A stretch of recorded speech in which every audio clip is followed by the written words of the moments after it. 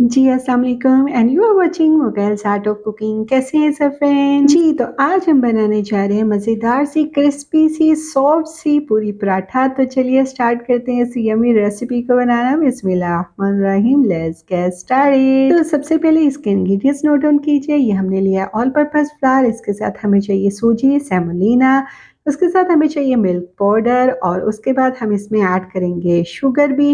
Milk powder को आप skip भी कर सकते हैं। उसके साथ कर्ड चाहिए, हमें योगर्ट चाहिए, ऑयल चाहिए, हमें ऑलिव ऑयल यूज़ कर रही हूँ, आप सिंपल कोई भी रिफाइंड ऑयल यूज़ कर सकती हैं। सॉल्ट चाहिए हमें। सब चीज़ों को हम एक बॉल में डालेंगे, पहले दरमियान में होल कर लीजिए, उसके बाद आपने सब चीज़ें इसके अंदर ऐड कर देनी है और फिर आपने इसे पानी के साथ या मिल्क के साथ आपने इसकी नीड कर लेनी है। मैं इसे मिल्क के साथ नीडिंग करूँगी इसकी, आप सिंपली पानी के साथ करेंगे और हमने टैप वाटर लेना है, कोई गर्म पानी, गर्म दूध जो है वो हमने यूज़ नहीं करना। अच्छे से इसे आपने डो फॉर्म में ले आना है और आपकी डो जो है वो बहुत अच्छी तरह से आपने नीड करनी है। डो बिल्कुल सॉफ्ट होनी चाहिए, हार्ड नहीं होनी चाहिए, वरना हमारा पूरी पराठा जो बिल्कुल क्रिस्पी हो जाएगा।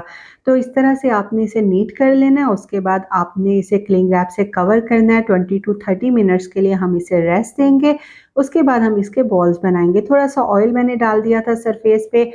आफ्टर दैट जब ये रेस्ट हो जाएगा उसके बाद आपने इसके बॉल्स बना लेने हैं और थोड़े से बड़ी साइज़ में होती है ये पूरी पराठा।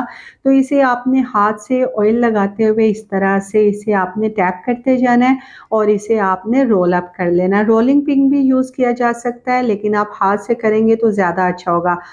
फिर नाइफ से आप या किसी भी स्पून से आप इसके दरमियान में होल कर लें ताकि ये बहुत ज़्यादा पूरी की तरह जो है वो फ्लफ़ी ना हो जाए। ऑयल गरम होना चाहिए, बहुत ज़्यादा ऑयल गरम होना चाहिए। उसके बाद आपने इसे लाइट ब्राउन कलर कर लेना है, गोल्डन कलर कर लेना है। बहुत ज़्यादा जो है वो हमने इसे फ्राई नहीं करना। ऑयल की कंसिस्टेंसी गरम होनी चाहिए।